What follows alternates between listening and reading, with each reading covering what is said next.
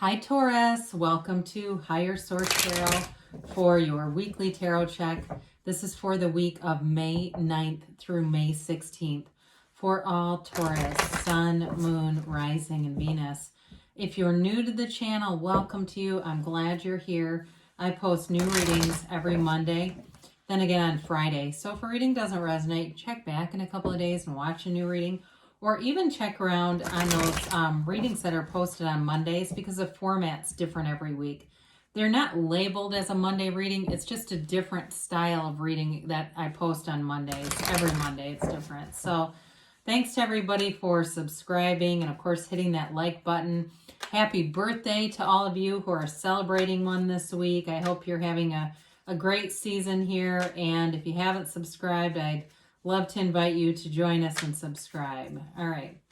What advice do you have for Taurus, Sun, Moon, Rising, and Venus?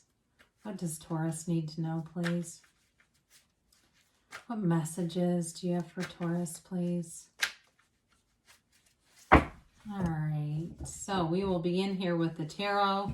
Then we'll have the angel answers, and then we will, that'll be it, actually. You begin here with the Knight of Wands, the High Priestess, the Fool. Oh, that's interesting. The Three of Cups, the Nine of Cups, the Five of Cups, the Nine of Pentacles, interesting, and the Two of Pentacles. Well, you've got water here, you've got Taurus here, you've got Earth, Taurus, Virgo, Cap. And you do have a little bit of fire, Aries, Leo, Sag. It's an interesting reading to me, in part because you have the Knight of Wands right next to the High Priestess. And the Knight of Wands gets kind of this reputation for like a sexual player, but the High Priestess is a virgin. So she's not letting him in. And I don't know if you know this about the cards, but the Empress is the High Priestess impregnated by the Magician. So anyway, she doesn't have anybody, nobody's getting in there except the Magician, so he can keep it moving. But I do feel like what they're trying to tell you is there may be some interest in you that I think you're going to have some different offers here, okay? I think you have somebody coming in that's more this energy where they may not be that committal. I mean, this just doesn't feel, it feels like somebody wants to have fun, but not really a relationship. I do feel like they might be a little bit disappointing. That's why that Five of Cups is here. But I do feel like you have a reunion or something going on here. It's either some kind of a reunion or there is a love interest here. I think you have more than one with this.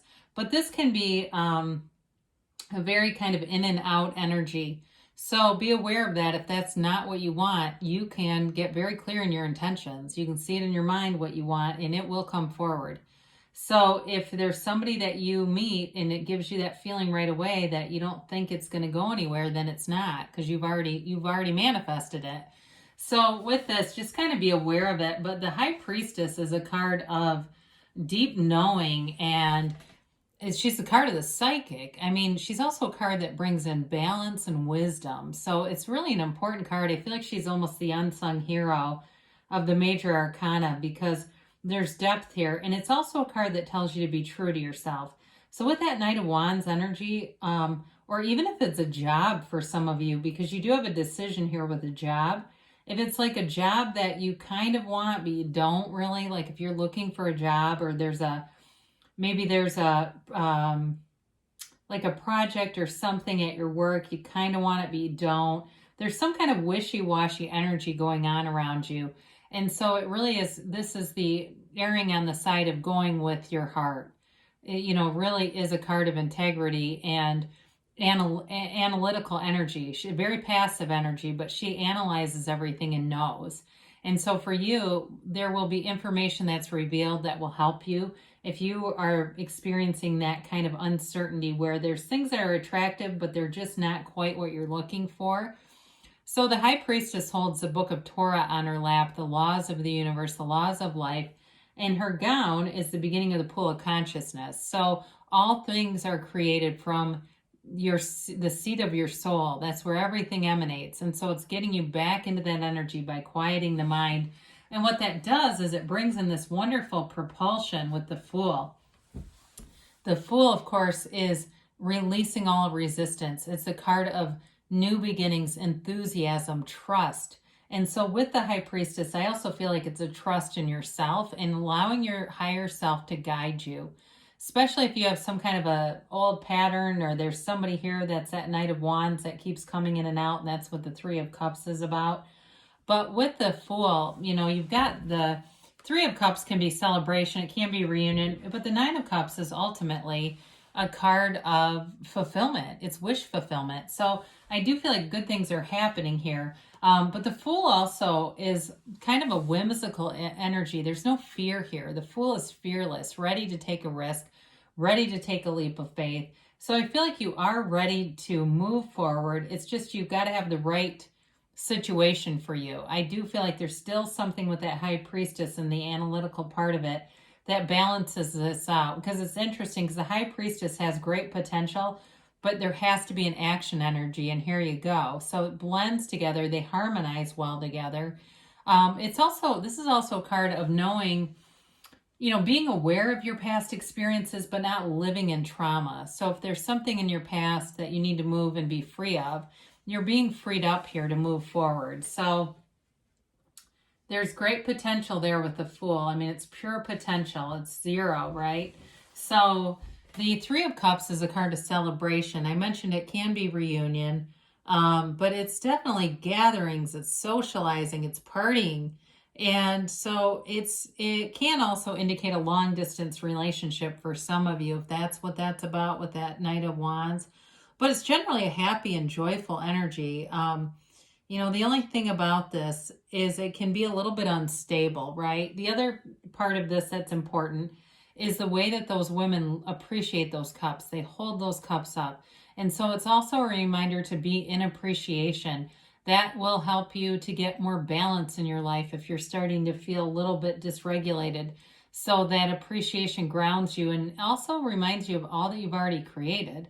You are a powerful creator. You are a co-creative coordinate with the universe. You know, it can't do it without you and your energy. So the Nine of Cups brings in a little bit more fulfillment here than that three, but it's still, you know, threes are harmonious numbers. Excuse me. And so with this, you've got a very loving kind of nurturing energy, and it may be somebody that you're attracting who may be different from what you've been attracting before. This person's very thoughtful. They're very sentimental, and I feel like they you know, they like to give to other people. They may be somebody too that's even put people up in their house a few times. But with this, you know, the threes are divisible, and it indicates synthesis. The threes are harmonious numbers in the tarot. So even though this is a 9 and there's a 3 here, it just makes me feel like there's a reason this 3 keeps coming up. It's also too, though, a card of high vibration. It's high frequency.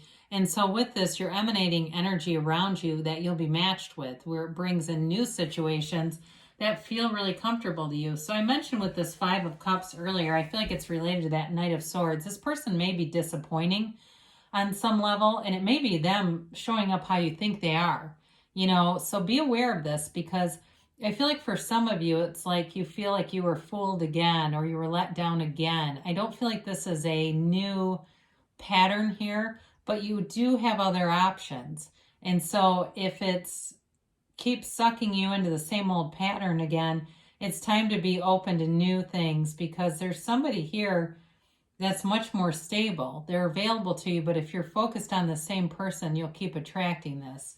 So the 9 of Pentacles is a single lady, but it's also a card of living in luxury. You know, it's attracting material things big time. So with the Fool, if you've got something new in terms of a new project at work, or some new job, or some new way to make money, because this can also be a little bit of a windfall, like an unexpected amount of money that shows up.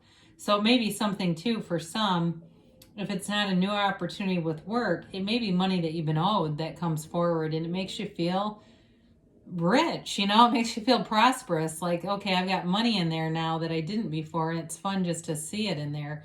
It's also being surrounded by good people, though, and I see that throughout the reading. Even that Knight of Wands, I don't feel like is a horrible person. I just feel like they're that's just not, they're just not into a relationship, whoever that is. But I do feel like with this, it's like having those social connections that feel strong and fun. And you may find that people take you out for your birthday, or even with that Nine of Cups, somebody gives you something fun for your birthday, because you've got unexpected gifts, you know. And even if it's during your season and it is your sun sign, it's your birthday, you may get things from people you weren't expecting it from.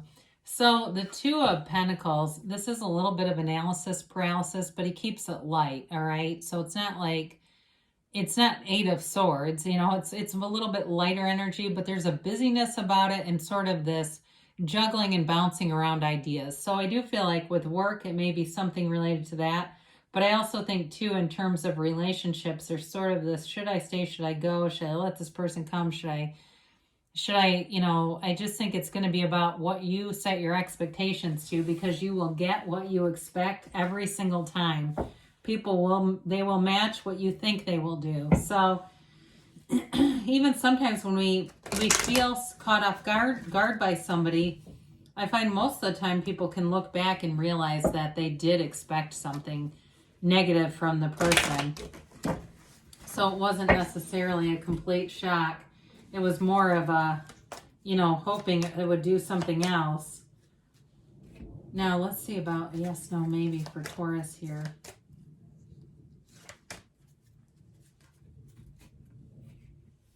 All right, so you have here, look for a sign. So your angels will communicate with you and bring in signs. So will the universe. Listen to your intuition, especially with the High Priestess here. This is important for you, Taurus.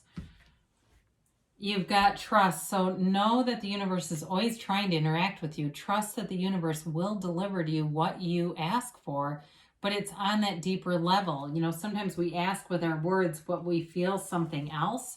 Your feelings will always be the guide. In the near future, and then you got a yes. So this is a big yes. It's a, you create your own reality. So good things are coming in for you, Taurus. I love you, and I'll be back again soon.